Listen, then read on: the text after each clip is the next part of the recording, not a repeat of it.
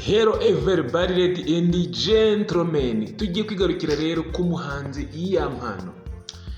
Iyampano ni umuhanzi uri kugenda ahura n'imigisha myinshi muri uyu mwaka wa 2025.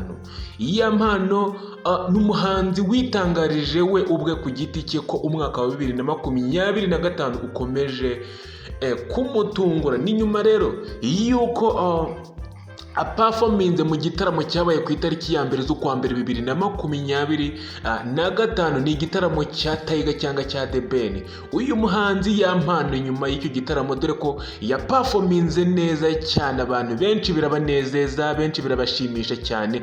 Ubu ngubu akomeje kuvugwa mu binyamakuru bigiye bitandukanye, yaba ibyandika yaba ibigaragaza amashusho, byose bigiye bitandukanye biri kugenda biganira kuri Iyampano.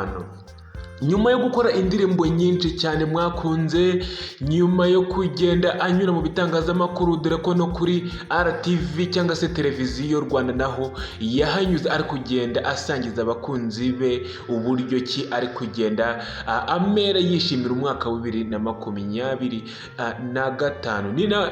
Ni nyuma yuko Iyampano ni nyuma yo gukomozwaho na Minisitiri Utuma Twishima yongeye kugira amagambo avuga agaragaza ibyishimo bye. Ibyishimo rero ni byose ku muhanzi Iyampano, ntabwo rero yabura kwishima. Uyu muhanzi Iyampano rero ahamya ko umwaka wa 2025 ukomeje kumutungura. Ibyo yagarutseho nyuma yo kubona ko Minisitiri w'Urubyiruko no guteza imbere ubuhanzi Dr Utuma Twishima Jean Paul Abdallah yahuye n'urubyiruko rw'i Burera rukamusaba ko uyu muhanzi yazajya kubataramira. Iyampano rero asigaye ari mu mitwe ya benshi dore yuko urubyiruko rugiye rutandukanye iyo ubabajije n'uwuhe muhanzi mushaka, n'uwuhe mwumva wabataramira, wabaririmbira, mu mitwe yabo ahita haza Iyampano. Urumva ko Iyampano amaze kugera ku rwego rushimishije.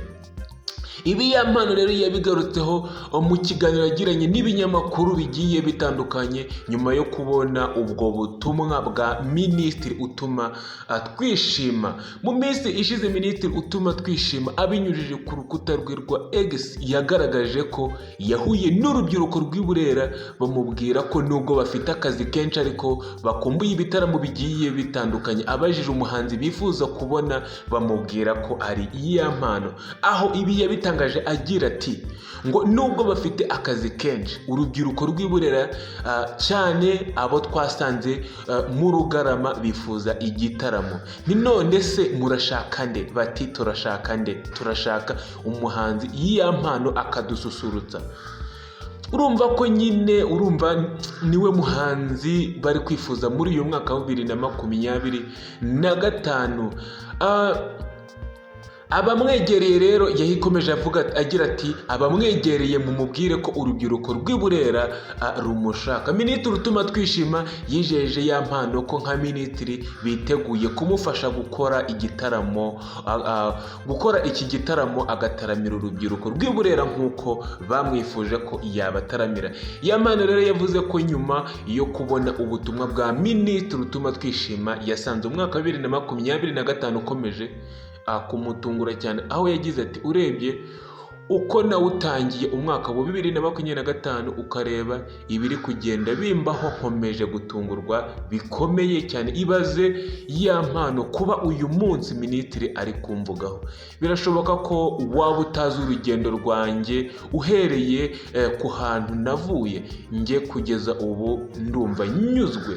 Iyampano rero ariko ku rundi ruhande yijeje Minisitiri Utuma Twishima ko yiteguye gutaramira urubyiruko rw'i Burera, aho yagize ati kuri nditeguye, wenda icyo ngiye gukora ni ugushaka uko navugana na minisitiri tukareba uko byagenda ngo ibyifuzo by'uru rubyiruko bigerweho. Iyampano rero ni umwe mu bahanzi bagezweho bo mu gihugu cy'u Rwanda muri iyi minsi, ari gukomeza avugwa ku mbuga nkoranyambaga zigiye zitandukanye, indirimbo ze zigakomeza gukundwa ku mbuga zigiye zitandukanye, ukabona bari kuzicuranga ahantu hagiye hatandukanye, mu birori, mu ma birthday, ahantu hagiye hatandukanye, ukabona ko nyine bazishimiye. Akunzwe cyane rero mu ndirimbo nka ngo yakoranye na Papa cyangwa si ibyanjye ndi kwikubita n'izindi zirimo uwo rizagwira, yatumye yamamara na Simpari aherutse gukorana n'umuhanzi Fireman. Ya mpano rero ari gukomeza akundwa cyane n'urubyiruko, mbega akavugwaho ubona yuko nyine uyu mwaka wa 2025 uri kugenda uba umwaka w'amahirwe kuri uyu muhanzi Ya Mpano, ndetse ubona yuko uzasiga amaze kugera ku rundi rwego abaye umusitari nk'abandi bose. Iyi ni Isano TV show, kora subscribe tujye tubana ibiganiro bigiye bitandukanye. Ciao ciao.